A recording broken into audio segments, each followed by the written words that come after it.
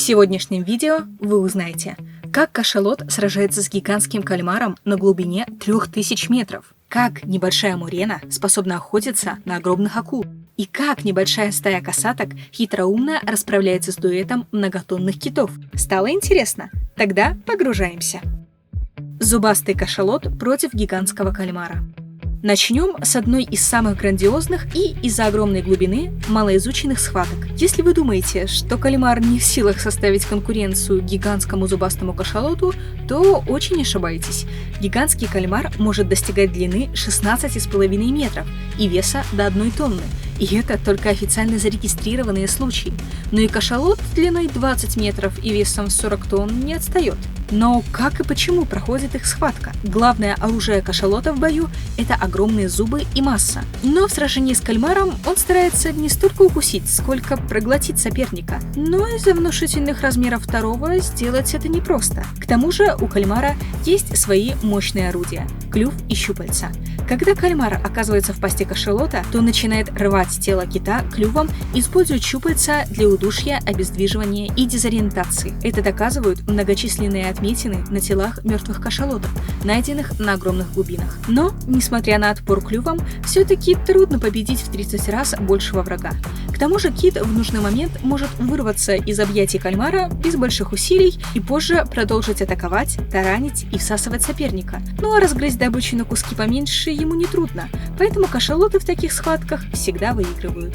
Серый кит против касатки.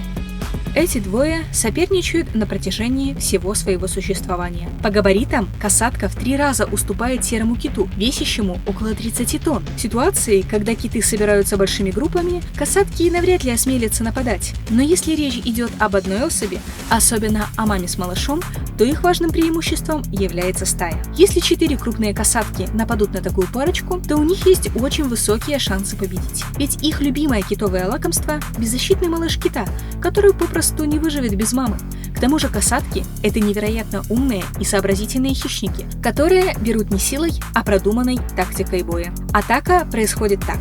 В первую очередь, касатки перестают пользоваться эхолокацией, ведь киты очень чувствительны к любой вибрации и вычислят охотника издалека. Охотники переходят на пассивное прослушивание, полностью останавливаются и замирают в тишине, благодаря чему слышат, где проплывают киты. Перед нападением они подкрадываются настолько тихо, что мама с малышом может их заметить не сразу, но китенок двигается со скоростью 12 км в час, тогда как касатки плывут со скоростью 50 км в час. Если касаток несколько, то 2 из них будут отгонять взрослого кита от малыша, тогда как остальные будут стараться нанести ему внутренние раны с помощью своих черепов и острых зубов. Если эта стратегия не сработает, касатки перегруппируются и предпримут попытку утопить китенка, наплывая на него и вдавливая под воду, не давая сделать вдох. Чаще всего им это удается. Увы, измученной и изнеможденной самке остается сделать выбор – умереть здесь и сейчас, либо бросить детеныша. Инстинкт самосохранения срабатывает, и подавленный родитель уплывает, давая касаткам насладиться своим детищем. Обычно они съедают только шею, язык и все мягкие части тела, тогда как скелет и жесткую кожу оставляют нетронутыми. А это значит, что больше половины тела кита будет просто оставлено. А добычу, между прочим, касатки делят между собой поровну, отдавая предпочтение интересам всей стаи. Они являются хищниками высшего порядка, то бишь никто из животных в дикой природе не охотится на них, кроме человека.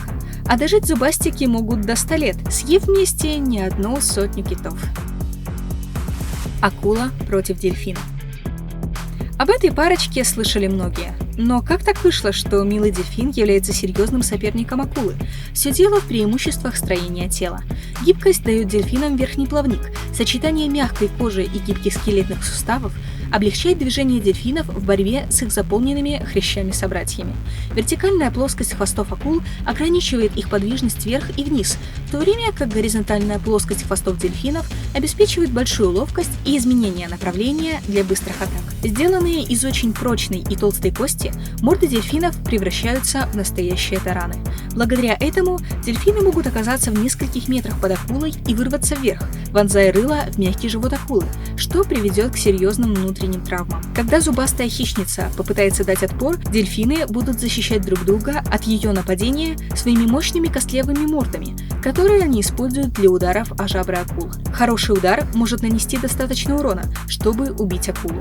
По такому же принципу дельфины разбираются с акулами, когда спасают их от нападения человека. Только, как правило, в обоих случаях до убийства своей противницы дело не доходит. Скат против акулы. Да, вновь невозможно не упомянуть это зубастое создание океана, ведь она является врагом для очень многих животных. Эта конкуренция очень и очень интересная, ведь скаты во многом похожи на них. Помимо обитания на одной территории, скаты, так же как и акулы, состоят из хрящей, но отношения между этими существами оставляют желать лучшего, ведь они борются друг с другом за добываемую пищу. А также небольшие скаты могут запросто стать жертвой крупной акулы, ведь, несмотря на способность ударять током или проколоть хвостом часть тела хищницы, их главному сопернику не составит много труда их съесть. Синий кит против кашалота. На первый взгляд, это вполне равные противники, однако они имеют совершенно разные габариты. Если максимальная длина того же синего кита 33 метра, то кашалота уже 20 метров. Синий кит может весить целых 190 тонн, а кашалот в среднем весит 50. Но у кашалота есть преимущество в виде огромных зубов. Его добыча куда более крупная, чем мелкие рыбы и рачки, в отличие от скромного питания усатых китов. Также кашалот любит компанию в виде огромной стаи, кроме самых старых, не способных охотиться группой. Киты в такие большие стада обычно не собираются, а еще кашалот может погружаться на глубину 3500 метров, в отличие от погружения обычного кита на каких-то полкилометра. Но при этом тот же самый гигантский синий кит, на удивление, плавает на 13 километров быстрее небольшого кашалота. И если кашалот сделает кусь своими зубищами, то синий кит запросто может неплохо так ударить при схватке своим мощным тяжеленным хвостом. Но стоит заметить, что учеными пока не наблюдалось какого-то ярко выраженного соперничества или схваток между этими двумя родственниками. А как вы думаете, кто бы из них одержал победу? Мурена против акулы. Самые крупные мурены могут достигать до 3 метров в длину и веса до 30 килограмм, но даже такие крупные особи стараются избегать открытой воды и обычно прячутся в укрытиях на глубине не более 50 метров. Но, сидя в своем укрытии, они осмеливаются нападать даже на акул, что не особо удивительно, ведь питаются они крупной и мелкой рыбой, и акула включена в их число. Просто их тактика с такими гигантами меняется, и такую жертву они загоняют в расщелину, после чего, если акула их еще не загрызет, разрывают добычу на куски благодаря очень острым и, возможно, ядовитым зубам. В этом ей помогают 2 пары челюстей, оснащенные огромными зубами. Первая пара является основной, а вот вторая находится в глотке. Когда мурена охотится, их вторая челюсть закрыта, но при приближении к добыче она сразу же открывается и поднимается как можно ближе к главной, создавая как бы двойную ловушку для жертвы. Основная функция задней челюсти – пережевывать пищу и протолкать ее в пищевод. Еще одним стоящим соперником мурены является осьминог, но победить его сложнее, ведь мурена, зараженная осьминогом, теряет обоняние более чем на час. Краб против рака-богомола. Казалось бы, у краба с его-то панцирем и клешнями есть много шансов разорвать на куски какого-то там свистящего на горе рака. Но вас ждет удивительный сюрприз. Такие создания, как раки-богомолы, способны вырастать до 46 см в длину и имеют аж 8 пар ног.